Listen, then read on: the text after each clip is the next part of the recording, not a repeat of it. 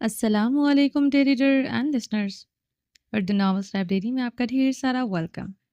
رمز چدون کی ایپیسوڈ 68 کا پارٹ 2 لے کر حاضر ہوئی ہوں۔ اگر آپ نے ابھی تک میرے اس چینل کو سبسکرائب نہیں کیا تو جلدی سے ابھی سبسکرائب کر دیں، لائک اینڈ شیئر کریں، اپنی رائے کامنٹ باکس میں لازمی دیں۔ چلیں اسٹارٹ کرتے ہیں۔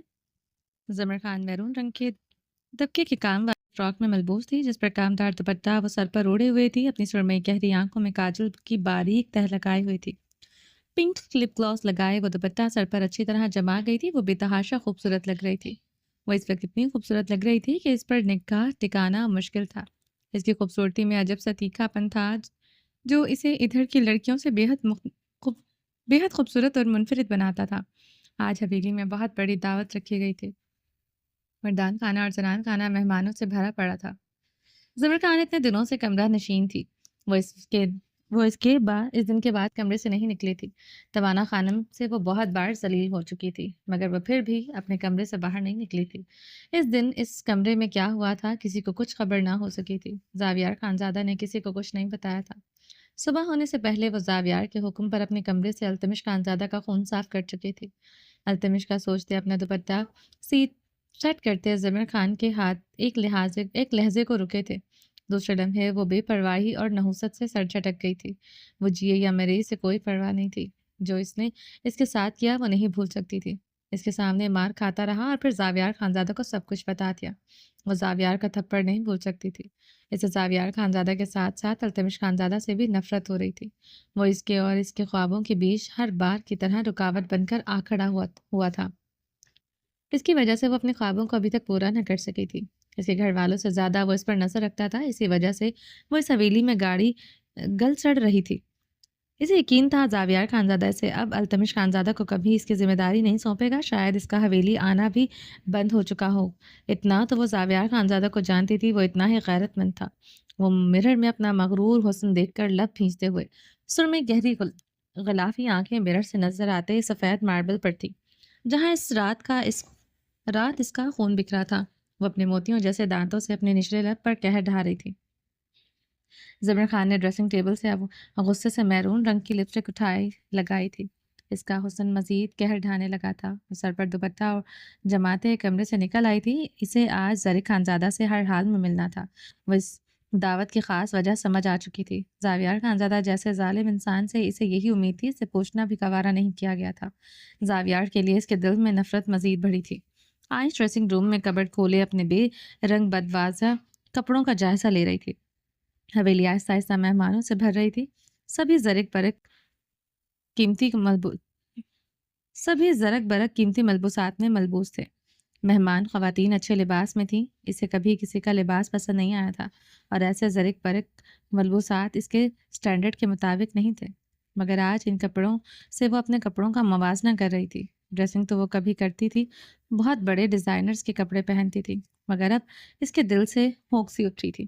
گنتی کے چند لباس بھی وہ بے حد معمولی سے دھل دھل کر اپنی رنگت کھوتے جا رہے تھے۔ اس پر بڑی سی شالیں، وہ بھیگی شبنمی آنکھوں سے اپنے کپڑے دیکھ رہی تھی۔ الماری کا ایک حصہ قیمتی نائٹیز اور اس کے پرائیویٹ پارٹس کی اشیاء سے بھرا پڑا تھا۔ ایک سے ایک قیمتی دیدہ زیب۔ وہ سحر انگیز پرسنالٹی والا مرد اعلیٰ ٹیسٹ بھی رکھتا تھا، یہ اس کی پسند سے بخوبی معلوم ہوتا تھا۔ وہ موتیوں سے بھری پڑی ان پروڈکٹس کو دیکھ کر وہ غصے سے ایک ایک چیز باہر اٹھا کر پھینکنے لگی تھی، جن سے اسے شدید نفرت تھی۔ وہ ہر وہ چیز نیچے زمین پر بے دردی سے پھینک چکی تھی جو اس کے لیے لایا تھا۔ اسے چین نہیں آیا تھا تو وہ الماری سے کینچی نکالتے قیمتی نائٹیز اور باقی پروڈکٹس بھی کینچی سے کاٹتے ان کے ٹکڑے ٹکڑے کرنے لگی۔ وہ ان کی لائی ہوئی ہر چیز کو برباد کر گئی تھی۔ کبد میں اس کے لیے کچھ بھی نہ تھا۔ عائش نے جو خود پر قابو پاتے اپنے کپڑوں میں سے ایک آچے گلابی رنگ کا ڈریس نکالا تھا جس پر گوٹے کا کام ہوا تھا۔ وہ آچے گلابی نیٹ کی فراک تھی جس کے گلے، دامن اور نیٹ کے دوپٹے پر گوٹے کی کناری لگی تھی۔ وہ اس فراک کو دیکھتے رو دی تھی۔ گلرانہ شدت سے یاد آئی تھی جو اس کے معمولی کپڑوں کو اپنی طرف سے سجا کر لاتی تھی۔ یہ فراک اس نے اچھا خاصا سجایا تھا۔ عائش کی اس فراک کو دیکھ کر روتی جا رہی تھی۔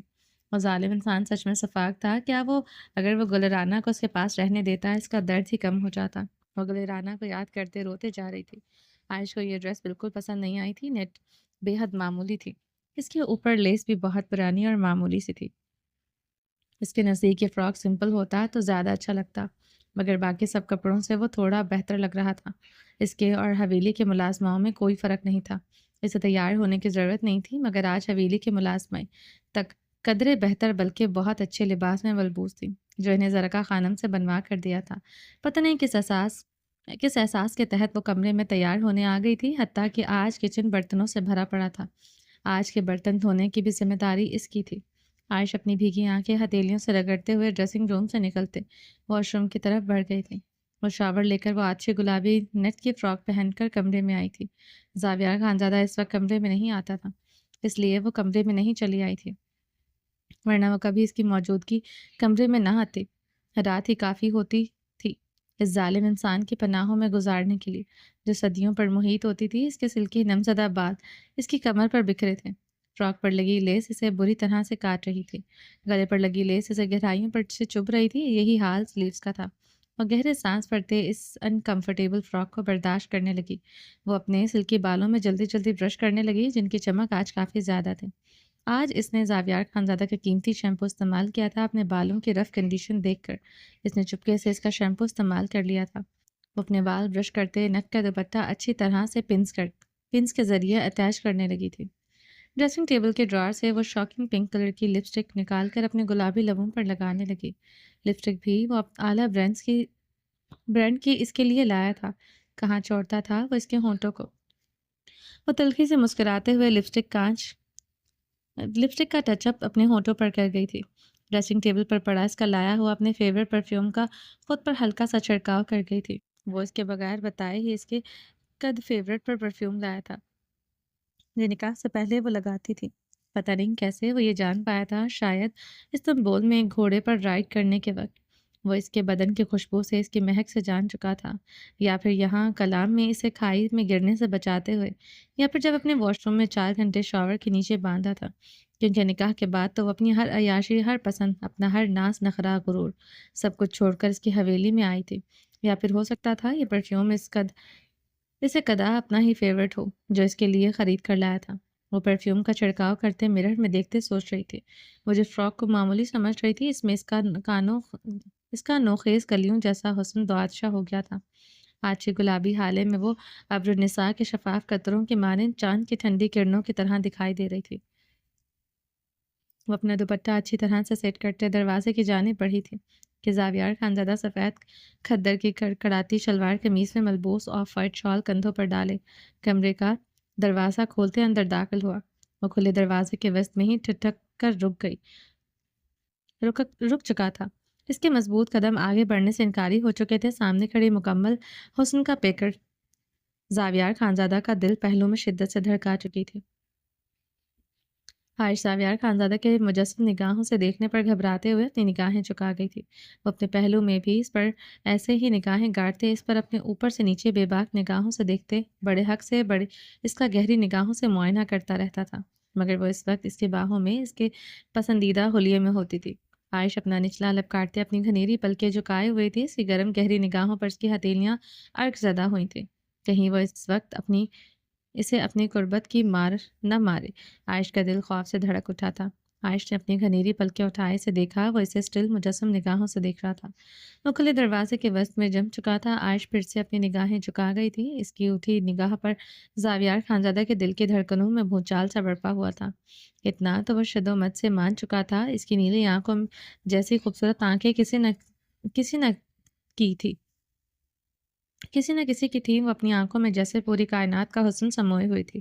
اس کی نگاہیں جھکانے پر زاویار خانزادہ کی بھووں کے بیچ میں شکن سی آن ٹھہری تھی، مغرورانہ نقوش تنے تھے۔ وہ اسے گہری نگاہوں سے دیکھتے بیڈ کی جانب بڑھ گیا تھا۔ عائشہ سے بیڈ کی طرف بڑھتے دیکھ کر خوفزدہ ہوئی تھی۔ وہ بیڈ پر براجمان ہوتے اکرام سے ٹیک لگائے اپنے چمکتے سیاہ بوٹوں سمیت اپنی ٹانگیں بیڈ پر پھیلا کیا تھا۔ عائشہ اب مزید خوفزدہ ہو چکی تھی۔ مقابل اپنے کپڑوں میں ایک شکن تک کا روادار نہ ہوتا تھا۔ وہ بیڈ پر نیم دراز گاؤ تکیے سے ٹیک لگائے، سگریٹ لائٹر جلائے اب لبوں میں دبائے ہوئے تھا۔ عائشہ سے ایک نگاہ دیکھتے دروازے کی طرف بڑھ گئی تھی۔ کہاں جا رہی ہو؟ اس کی بھاری آواز پر عائش کے قدم ٹھہر چکے تھے۔ باہر جا رہی ہو؟ عائش نے پلٹتے ہوئے آہستگی سے جواب دیا۔ کس کی اجازت سے جا رہی ہو؟ وہ آئی برو چکائے استفسار کرنے لگا۔ وہ کچن میں کام ہے۔ عائش نے اس بار بھی آہستگی سے جواب دیا، لہجے میں شبنم سی درائی تھی۔ وہ بیڈ پر بیٹھا تھا، وہ کیا کرنے کا ارادہ رکھتا تھا وہ اس کی گہری نگاہوں سے سمجھ چکی تھی۔ دروازہ لاک کرو اور میرے پاس آؤ، زاویار خانزادہ نے سگریٹ کا گہرا کش لیتے بھاری آواز میں کہا۔ مقابل کی بھاری آواز پر اس کے قدم من من بھر کے ہو گئے تھے۔ عائش نے گہرے سانس لیتے خود کو گھسیٹتے ہوئے دروازے تک پہنچی تھی۔ وہ کپکپاتے ہاتھوں سے دروازے کا لاک کرتے زاویار خانزادہ کی طرف بڑھی۔ وہ اسے کلائی سے جکڑے اپنی طرف کھینچتے اپنی گود میں بٹھا گیا تھا۔ عائش اس کے چوڑے سینے میں آن سمائی تھی۔ وہ اس کی نازک کمر پر اپنی گرفت مضبوط کرتے اس کے نکوش کو بے حد گہرائی سے دیکھتے، اپنی ایک ہاتھ سے اس کے بدن کی نازکی کو بے باکی سے محسوس کرنے لگا۔ عائش سر گالوں کے ساتھ نگاہیں چکا گئی تھی۔ میری طرف دیکھو، لہجہ تحکم کے ساتھ بے حد بھاری اور گمبھیر بھی تھا۔ عائش اس کے حکم پر اپنی نیلی آنکھیں اس کے سحر زدہ براؤن آنکھوں میں گاڑ گئی تھی۔ اتنا تیار کیوں ہوئی ہو؟ زاویار خانزادہ اس کے آتشی رنگی ہونٹوں پر اپنا انگوٹھا بے دردی سے رگڑنے لگا۔ وہ اس کی محنت سے لگائی لپسٹک بہت بے دردی سے اس کے ہونٹ کے کناروں تک پھیلا گیا تھا۔ آج حویلی میں دعوت ہے، اسی لیے عائش نے اس کی آنکھوں میں دیکھتے آہستگی سے جواب دیا۔ وہ تو میں بھی جانتا ہوں، مگر تمہیں کس نے کہا تیار ہونے کو؟ زاویار خانزادہ نے اس کی تھوڑی نرمی سے جکڑے اس کی شبنمی آنکھوں میں دیکھتے سوال کیا تھا۔ وہ اس کے بے باکی سے چھونے پر اپنی آنکھیں شبنمی کر رہی تھی۔ وہ جانتا تھا زاویار خانزادہ اس کی آنکھوں میں ٹہرے موتی دیکھتے سلگتے ہوئے اس کے نازک خد و خال پر اپنے ہاتھوں کی بے باکی سے رحمی جتانے لگا تھا۔ وہ اس کی نیلی آنکھوں میں دیکھتے اس کے جسم پر اپنے ہاتھوں سے مکمل حق جتا رہا تھا۔ ہاتھ کی بے باکی آگے سے پیچھے کمر پر سرایت کرنے لگی تھی۔ وہ اس کے فراک کے زپ چرر کی آواز کے ساتھ کھول چکا تھا۔ عائش نے اسے بھیگی نگاہوں سے دیکھتے اپنے نچلے لب پر دانتوں کا قہر ڈھایا تھا۔ میں کروں گا اس سے بھی برا سلوک تمہارے ہونٹوں کے ساتھ، تم اتنی محنت مت کرو۔ وہ اس کے دانتوں سے اس کا نچلا لب چھڑوا کے آتا اس کے چھونے پر وہ تڑپ جاتی تھی، خود اپنے ہونٹوں کا حشر بگاڑتی رہتی تھی۔ کیا پوچھا میں نے تمہیں؟ کس نے کہا اتنا تیار ہونے کو؟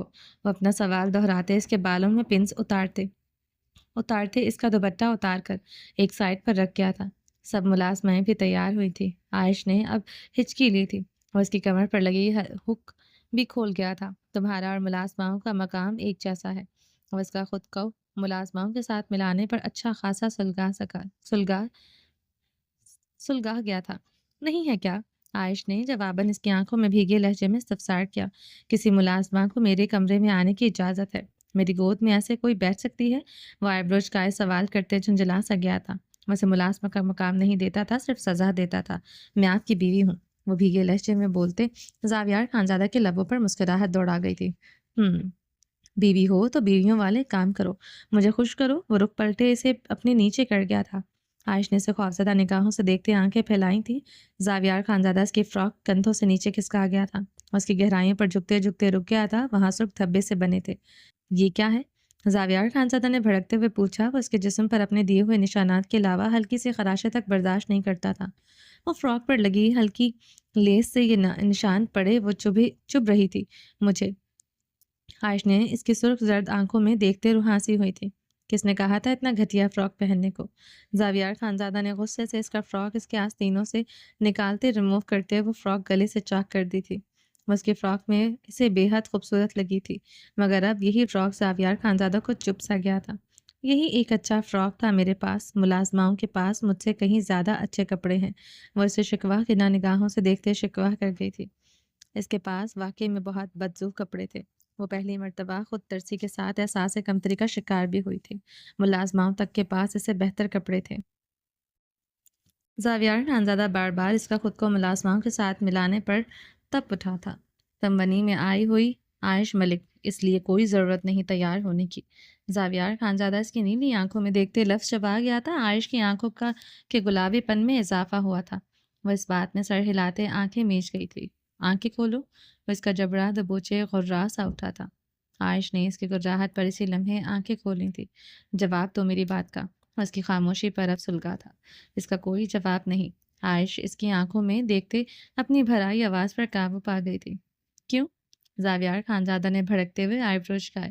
میں بنی میں ہوں، اپنا مقام پہچانتی ہوں۔ کوئی بھی آپ کے کمرے تک رسائی حاصل نہیں کر سکتی، نہ آپ کی گود میں بیٹھ سکتی ہے، سوائے میرے۔ وہ اپنے جواب پر زاویار خانزادہ کے دماغ کے تنابیں ہلا گئی تھی۔ آئندہ عائش ملک میں تمہیں اتنا تیار ہوتا نہ دیکھوں، سمجھی تم؟ وہ اس کے کان میں جھکتے گراتے ہوئے اس کے کان کی لو کو دانتوں سے بے دردی سے کھینچ گیا تھا۔ عائش نے سسکاری بھری تھی۔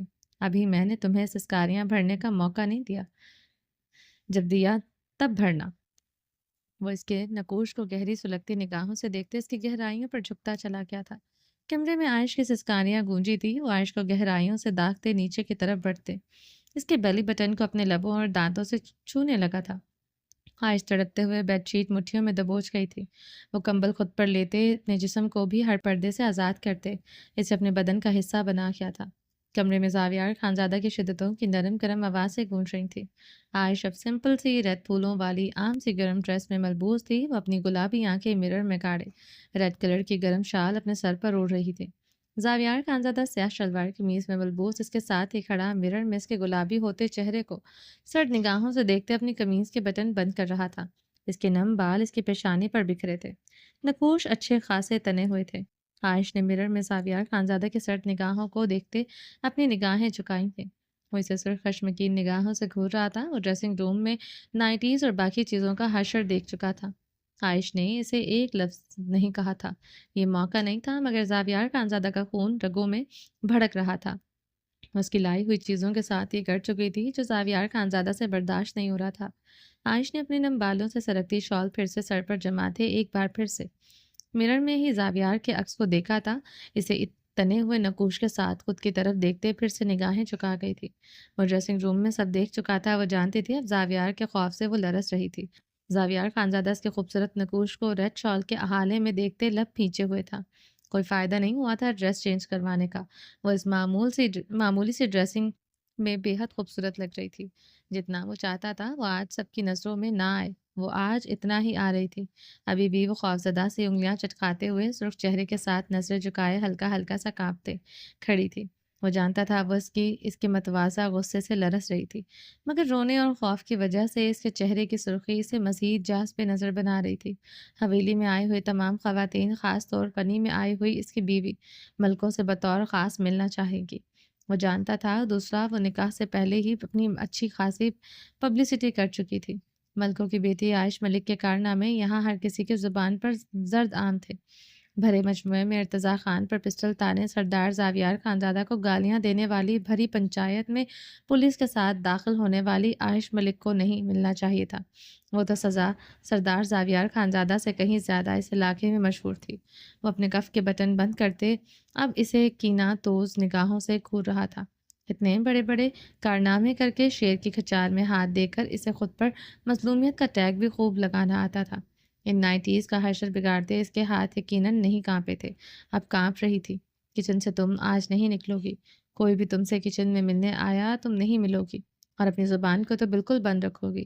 قسم کھاتا عائش ملک کچھ بھی بکواس کی میں تمہاری زبان کھینچ ڈالوں گا۔ ویسے بازو سے جکڑے اس کا رخ ایک جھٹکے سے اپنی طرف کر گیا تھا۔ عائش نے اس کی آنکھوں میں دیکھتے سر اس بات میں ہلایا تھا، گونگی بیوی مجھے لگتا ہے مجھے زیادہ سکون دے گی، تمہارے زہریلے جوابوں سے تو چھٹکارا ملے گا۔ وہ اس کی نیلی آنکھوں میں دیکھتے بھڑکتے ہوئے بولا۔ عائش نے اس کی لمحے پھر سے اس بات میں سر ہلایا۔ ابھی زبان موجود ہے، جب گونگی ہوئی تب ایسے جواب دینا، زبان سے آگے سے جواب دو۔ وہ اس کی خاموشی پر بھڑکا سا تھا۔ ٹھیک ہے، عائش نے بھیگے لہجے میں کہا، کسی بھی ملازمہ کو بتایا کہ کمرے میں نے تمہیں کیوں روک کر رکھا، یہ بھی برداشت نہیں کروں گا۔ اس نے عائش کے وجود سے سرکتی شال سے نظر آتی اس کی داغدار گردن کو دیکھا، جس پر شدتوں کے نشانات پھر سے گہرے ہو چکے تھے۔ زاویار شال اچھی طرح سر پر اوڑھا گیا تھا۔ اب جاؤ، مگر یہ شال سر سے نہ اترے۔ زرکا خانم یا پھر کسی کے بھی کہنے پر تم لاؤنج میں کسی مہمان کی خاموشی پر بھڑکا سا تھا۔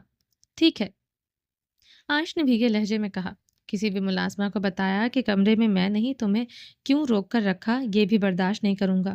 عائش کے وجود نے سرکتی شال زمر کے قدموں کا رخ کچن کے پچھلے دروازے سے زمر خان کی طرف تھا، جس طرف زرک خانزادہ کا کمرہ تھا۔ اسے آج ہر حال میں زرک خانزادہ سے ملنا تھا۔ اسے زاویار خانزادہ کے ارادے ٹھیک نہیں لگ رہے تھے۔ زاویار خانزادہ یقیناً سزا کے طور پر اس کا نکاح زرک خانزادہ سے کروائے گا۔ زرک خانزادہ اس سے نکاح کر کے اسے کبھی اپنے ساتھ نہیں لے کر جائے گا۔ اسے یقین تھا، وہ 5 سال میں 2 مرتبہ مشکل سے یہاں آیا تھا۔ وہ اپنے کریئر، اپنے بزنس کو ایکسپینڈ کرنے میں بہت آگے نکل چکا تھا۔ اسے نہیں لگتا تھا اسے ان پہاڑوں اور یہاں کے رہنے والے زمر خان میں دلچسپی ہوگی۔ وہ بے پناہ خوبصورت تھی، مگر زرق خانزادہ کو ایشیائی حسن سے زیادہ مغربی حسن بھاتا ہوگا۔ اسے پورا یقین تھا وہ اس حویلی کے خانزادے کی ایسی بیوی نہیں بن کر رہ سکتی تھی جو سال بعد آ کر اسے ایک بچہ دے کر چلا جائے۔ زاویار خانزادہ کو وہ اسے اپنے کمرے میں جاتا دیکھ چکی تھی۔ وہ دن کے وقت اتنے کمرے میں نہیں جاتا تھا، اگر گیا تھا تو کوئی وجہ تھی، اور وجہ عائش ملک تھی۔ وہ جانتی تھی وہ گھنٹے سے پہلے کمرے سے نہیں نکلے گا، اب یہ اکا دکا مہمانوں کی آمد ہوئی تھی، مگر ظہر کے بعد تمام مہمانوں نے آ جانا تھا۔ اسے کچھ بھی کر کے آج زرق خانزادہ سے ملنا ہی تھا۔ وہ تیز قدموں سے پچھلے دروازے سے مردانے میں داخل ہوئی تھی۔ مردانے کے بڑے سے لاؤنج اور بیٹھک میں کرسیاں گاؤ تکیے لگائے جا رہے تھے۔ وہاں بہت سے ملازم اس وقت موجود تھے۔ زمر خان تیزی سے آگے بڑھی تھی کہ کسی چٹانی سینے سے بری طرح ٹکرا گئی۔ زمر خان نے نگاہیں اٹھائے دیکھا، اپنے سامنے التمش خانزادہ کو دیکھتے اس کی سرمئی آنکھیں خطرناک حد تک پھیلی تھی۔ وہ آف وائٹ شلوار قمیض میں ملبوس سیاہ مردانہ شال اپنے کندھوں پر ڈالے ہوئے تھا۔ اس کی سرد سیاہ آنکھوں میں دیکھتے زمر خان کا دل خوف سے دھڑکا تھا۔ لالا، یہ میرے کمرے میں آ کیا تھا؟ یہ میرے ساتھ زبردستی کر رہا تھا۔ اپنے الفاظ یاد کرتے زمر خان کی پیشانی غرق آلود ہوئی تھی۔ وہ اسے سرسبز نگاہوں سے دیکھ رہا تھا۔ یہاں کیا کر رہی ہیں آپ؟ وہ بھی اس حلیے میں؟ کتنے ملازم ہیں ادھر جانتی ہیں؟ مہمان بھی آ رہے ہیں۔ وہ زمر خان کا دوآتشہ روپ دیکھ کر بھڑک اٹھا تھا۔ وہ اپنے چوڑے سینے میں آگے زمر خان کو چھپائے ہوئے تھا۔ ملازم اس کے پیچھے تھے، مگر سب کی نگاہیں اب التمش خانزادہ پر ہی تھی۔ مجھے یہاں کام تھا، اس لیے آئی ہوں۔ تم اپنے کام سے کام رکھو۔ لہجے میں وہی ازلی رونیت در آئی تھی، بلکہ وہ اسے یہاں دیکھ کر ہی سلگ اٹھی تھی۔ اس کے یہاں ہونے کا مطلب تھا وہ پھر سے اس کی نظروں کے حصار میں تھی۔ اتنے دنوں بعد وہ اپنے کمرے سے نکلی تھی، مردان خانے میں مقابل سے ٹکرا گئی۔ اپنی بکواس بند کرے زمر بی بی، ورنہ مجھ سے برا کوئی نہیں ہوگا۔ مردانے میں کیا کام ہے آپ کو؟ آلیان خان نے آپ کو یہاں اس حلیے میں دیکھ لیا، گولیوں سے سینہ چھلنی کر دیں گے۔ وہ اس کی سرمئی آنکھوں میں دیکھتے گررایا۔ وہ بھی جواباً اسے کھا جانے والی نگاہوں سے دیکھ رہی تھی۔ اتنے دنوں بعد اسے دیکھا تھا جسے دیکھنے کے لیے دل تڑپ رہا تھا، مگر وہ اپنا دوآتشہ روپ لیے مردانے میں کھڑی تھی۔ اب تو ریڈ دوپٹہ تک اس کے سنہرے بالوں سے سرکتے اس کے شانوں پر ڈھلک رہا تھا۔ وہ بے پناہ خوبصورت تھی، بے حد سے بھی زیادہ مغرور اور حد سے بھی زیادہ تھی، اور وہ اپنے حسن پر ناز کر سکتی تھی، کرتی بھی تھی، مگر التمش خانزادہ اس وقت اس کے حسن کو قہر بار نگاہوں سے گھور رہا تھا۔ بس نہیں چل رہا تھا، اس کے بخیے ادھیڑتے، اس پر پیٹرول چھڑک کر آگ لگاتے۔ جو بھی کریں وہ میرے ساتھ کریں۔ التمش خان، تم اپنی پرواہ کرو، میری فکر کرنا چھوڑ دو، ورنہ تم بھی جان سے جاؤ گے۔ وہ گھراتے ہوئے اس کے سینے پر دونوں ہاتھ جماتے اسے خود سے دور دھکیلتی آگے بڑھی تھی۔ وہ اسے کلائی سے جکڑے ایک طرف لاتے پلر سے لگا گیا تھا۔ کہاں جا رہی ہیں زمر بی بی؟ مردانے میں کیا کام ہے آپ کا؟ آگے زرق کا کمرہ ہے۔ کہاں جا رہی ہیں آپ آخر؟ وہ پوری قوت سے اس کے اطراف میں پلر پر مکہ مارتے دبی آواز میں غرایا تھا۔ زرق سے ہی ملنے تو جا رہی ہوں۔ زمر خان نے اپنی مڑی ہوئی بے حد گھنیری پلکوں کو چپکتے ہوئے اس کی آنکھوں میں دیکھتے مسکراتے ہوئے کہا۔ اس کے جواب پر مقابل کی آنکھوں میں خون اترا تھا۔ پیشانی گردن کی موٹی نیلی رگیں اجاگر ہوئی تھی۔ زمر خان کی اس سزائیہ نگاہیں اس کے خون ٹپکتی آنکھوں سے ہوتی اس کے ہاتھوں کی ابھری نسوں پر آن ٹھہری تھی جو اس کے اطراف میں جمائے ہوئے تھا۔ زرق خانزادہ کی آواز پر التمش خانزادہ کے پورے وجود کی رگیں ظاہر ہوئی تھی۔ وہ اپنے شریانوں میں بھڑکتے خون پر قابو پاتے پیچھے ہوا تھا۔ زرق خانزادہ سیاہ شلوار قمیض پر سیاہ ویسٹ کوٹ پہنے ہوئے اپنی جادوئی پرسنالٹی کے ساتھ کھڑا تھا۔ اس کی نیلی سحر زدہ آنکھوں میں التمش خانزادہ کو زمر کے قریب کھڑے دیکھتے ناگواری ٹھہر آئی تھی۔ التمش خانزادہ اسے شلوار قمیض واسکوٹ میں دیکھتے بھڑ بھڑ جل رہا تھا۔ اس کی سرخ آنکھیں اب زرق خانزادہ پر گڑی تھی۔ یہاں کیا کر رہی ہو تم زمر؟ زرق خانزادہ التمش خانزادہ پر ایک سلگتی نگاہ ڈالتے زمر خان کے قریب آیا۔ التمش خانزادہ دانت پر دانت جمائے اپنی قمیض کی جیب میں ہاتھ ڈال گیا تھا جہاں پسٹل پڑی تھی۔ وہ زمر خان کو اس طرح بنا سنورا زرق خانزادہ کے سامنے برداشت نہیں کر پایا تھا۔ مجھے آپ سے بات کرنی تھی زمر خان نے زرق خانزادہ کی آنکھوں میں ناگواری دیکھتے جلدی سے وضاحت دی۔ زرق خانزادہ کے تم کہنے پر التمش خانزادہ جل کر راکھ ہوا ہی تھا۔ زمر کے آپ کہنے پر وہ جل کر سیاہ ہو چکا تھا۔ زمر، یہ نہ جگہ مناسب ہے نہ وقت۔ اگر بات کرنی ہی تھی تو مجھے فون پر بتا دیتی۔ یہ کیا طریقہ ہے؟ تم اتنا تیار ہو کر مردانے چلی آئی؟ زرق خانزادہ التمش خانزادہ کو گھورتے بولا جو ابھی تک وہیں کھڑا تھا۔ وہ بے شک باہر زیادہ تر رہا تھا، مگر وہ مشرقی اقدار کو بہت حد تک ویلیو دیتا تھا۔ زمر اس کی کزن تھی۔ یہاں مردان خانے میں اتنا بن سنور کر آنے کا اس کا جواز نہیں بنتا تھا۔ آؤ میرے کمرے میں۔ وہ التمش خانزادہ کو سرد نگاہوں سے دیکھتے اپنے کمرے کی طرف بڑھ گیا تھا۔ ضمیر خان اپنا دوپٹہ ٹھیک کرتے التمش پر ایک استدعائیہ نگاہ ڈالتے زرق کی تقلید میں اس کے کمرے کی طرف بڑھی تھی۔ التمش خانزادہ مزید اپنے کھولتے خون پر قابو نہ پا سکا تھا۔ وہ ضمیر کی طرف بڑھتے سے کلائی سے جکڑ گیا۔ چھوڑو مجھے ضمیر خان۔ ضمیر خان اپنا آپا کوتے بدحواس ہوئی تھی۔ زرق خانزادہ اپنے کمرے کی طرف بڑھتے کمرے میں داخل ہو چکا تھا۔ التمش خانزادہ سے کلائی سے جکڑے مردانے کے پیچھے کے دروازے کی طرف بڑھنے لگا۔ چھوڑو مجھے التمش، لالا بابا میں سے کسی نے دیکھ لیا تمہاری جان لے لیں گے۔ ضمیر خان خود کو چھڑوانے کی صحیح کرتے دبی آواز میں چیخی تھی۔ پرواہ نہیں، اچھی بات ہے، 2 گولیاں میرے سینے میں لگیں گی، 2 گولیاں آپ کے سینے میں۔ زندگی میں آپ میری نہیں ہو سکی تو کسی کی بھی نہیں ہو سکیں گی۔ میرے لیے تو زندگی سے زیادہ موت خوشگوار ہوگی۔ وہ کاٹدار لہجے میں بولتے تیزی سے آگے بڑھ رہا تھا۔ بہت سے ملازماؤں نے یہ منظر دیکھتے لب دانتوں تلے دبایا تھا۔ التمش خانزادہ جیسے بے پرواہ ہونا بنا ہوا تھا، اسے آج موت بھی آ جاتی گوارا نہیں تھا، مگر وہ ضمیر خان کو کسی کے قریب نہیں دیکھ سکتا تھا، یہ اس کے بس کی بات نہ تھی۔ چھوڑو مجھے التمش، جان لے لوں گی میں تمہاری۔ وہ چیختے ہوئے اس کی کلائی پر ابھری ہوئی نسوں پر اپنے دانت بہت بے رحمی سے گاڑ گئی تھے۔ وہ دانت پر دانت جمائے اس کی بے رحم وار برداشت کرتے آگے بڑھتے اسے گھسیٹ چکا تھا۔ وہ لوگ حویلی کے پچھلے لان کی طرف تھے۔ ضمیر خان اس کی کلائی کو دانتوں سے آزاد کرتے حویلی کا پچھلا لان دیکھتے پسینے سے تر ہوئی تھی۔ زاویار خانزادہ کے کمرے کی کھڑکی اسی طرف کھلتی تھی، اگر وہ دیکھ لیتا تو اس بار وہ اس پر نہیں التمش خانزادہ پر اعتبار کرتا، اب کی بار تو وہ اسے زندہ گاڑ دیتا۔ اللہ کرے التمش تم مر جاؤ، تمہیں میری نگاہوں کے سامنے زاویار گولیوں سے چھل نہیں کرتے، میں تمہارے لاش پر کہہ کے لگاؤں۔ وہ پاگل ہوتے اب اس کو کوسنے دینے لگی تھی۔ بہت بے رحمی سے مارا تھا زاویار خانزادہ نے، گالیاں بھی دی، اس سے زیادہ آپ کیا کرے گا خان؟ ہاں آپ کہہ کے لگائیں گے اس کا مجھے یقین نہیں۔ اس دن تو رنگ آپ کا لٹھے کی مانند سفید ہو چکا تھا، مردے کی طرح میرے سامنے کھڑی تھی۔ وہ اس کی حالت پر چوٹ کرتے اسے ایک گھنے درخت کے سائے تلے کر گیا تھا۔ کیا کرنے جا رہی تھی زرق کے کمرے میں؟ کیا کام تھا آپ کو اس کے ساتھ؟ وہ اس کے دونوں اطراف میں ہاتھ جماتے غراتے ہوئے استفسار کرنے لگا۔ زرق خانزادہ کے ساتھ کمرے میں عیاشی کرنے جا رہی تھی، مجھے زرق خانزادہ کی باہیں چاہیے تھی۔ اس سے پہلے وہ اپنا جملہ مکمل کرتے التمش خانزادہ کا بھاری ہاتھ پوری قوت سے اس کے گال کی زینت بنتا، اس کے سرخ گال پر پانچوں کی پانچوں انگلیاں چھوڑ گیا تھا۔ وہ لڑکھڑاتے ہوئے اوندے منہ گری تھی۔ ضمیر خان نے گال ہاتھ پر رکھتے سیدھے ہوتے التمش خانزادہ پر سرخ نگاہیں گاڑی۔ اس کے ہونٹ کے کنارے سے خون بہنے لگا تھا۔ اتنی بے دردی سے التمش خانزادہ نے اسے تھپڑ مارا تھا، تھپڑ اتنا بھاری تھا ضمیر خان کو ایک پل کے نظر آنا بند ہوا تھا۔ دماغ جھنجھنایا تھا، مگر وہ ضمیر خان تھی جسے زیر کرنا دنیا کی کسی مرد کی ہمت نہ تھی۔ وہ اپنے محرم رشتوں سے نہیں ڈرتی تھی، وہ تو اس کے لیے نامحرم تھا۔ وہ اپنے ہونٹ کے کنارے سے خون اپنے انگوٹھے سے چنتے التمش خانزادہ کے مقابل آن کھڑی ہوئی تھی، جو گہرے سانس لیتے اپنے دانت پر دانت جمائے نگاہیں جھکائے کھڑا تھا۔ اس کی گردن کی رگیں بری طرح پھول رہی تھیں۔ ضمیر خان کے لفظ بے رحم تھے یا اس کا تھپڑ وہ موازنہ نہیں کر پا رہا تھا۔ اس کے لیے اسے اپنے بدن کے پور پور پر زخم کھانے والا اسے ہی تھپڑ مارے گا، وہ بے یقین تھا۔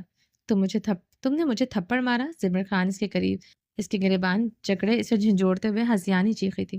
التمش نظریں جھکائے کھڑا تھا۔ ہمت کیسے ہوئی مجھے تھپڑ مارنے کی، مجھ پر ہاتھ اٹھانے کی؟ ہو کون تم؟ 2 ٹکے کے گارڈ؟ وہ اس کا گریبان جکڑے چیختی جا رہی تھی۔ التمش خانزادہ نگاہیں جھکائے کھڑا تھا۔ نفرت کرتی ہوں تم سے، اس زاویار خانزادہ سے، جس کی وجہ سے تم عذاب کی طرح مجھ پر مسلط ہوئے۔ وہ چیختے ہوئے بھجکیوں سے رو رہی تھی۔ التمش خانزادہ نگاہیں جھکائے اپنے نچلے لب پر اپنے دانت اتنی شدت سے گاڑ گیا تھا کہ خون لبوں سے نکلتے حلق میں گھلنے لگا۔ ضمیر بی بی، التمش نے نگاہیں اٹھائے سے دیکھا۔ دوسرے لمحے وہ اپنی نگاہیں سرحد سے پھیر گیا تھا۔ اس کا سرخ گال کا حشر بگڑ چکا تھا، ہونٹ کے کنارے سے خون نکلتا اس کی تھوڑی کو بھی گورا تھا۔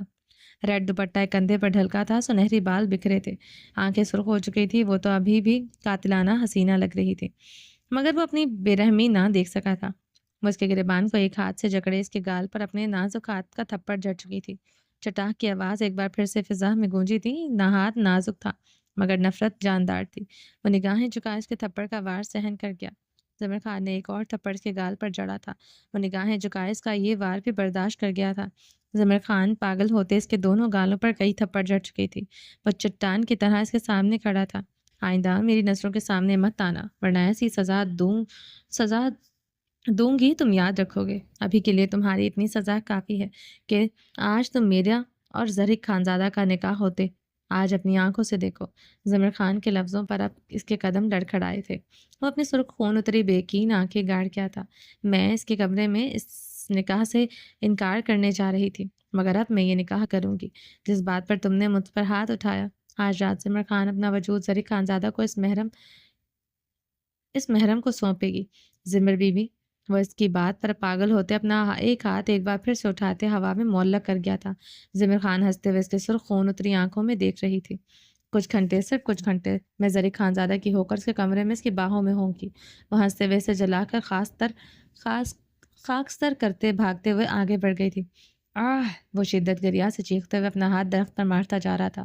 جس ہاتھ سے اسے تھپڑ مارا تھا وہ اتنی بے دردی سے تھپڑ مار رہا تھا کہ اس کے ہاتھ سے ٹپکتا خون درخت کے تنے کو داغدار کرتا جا رہا تھا۔ وہ اپنے بال مٹھیوں میں جکڑے آسمان کی طرف دیکھتے شدت گریا سے تڑپتے ہوئے چیخا تھا۔ زمر خان اس کے وجود کا حصہ تھی۔ وہ بہت شدت سے زمر خان سے عشق کرتا تھا۔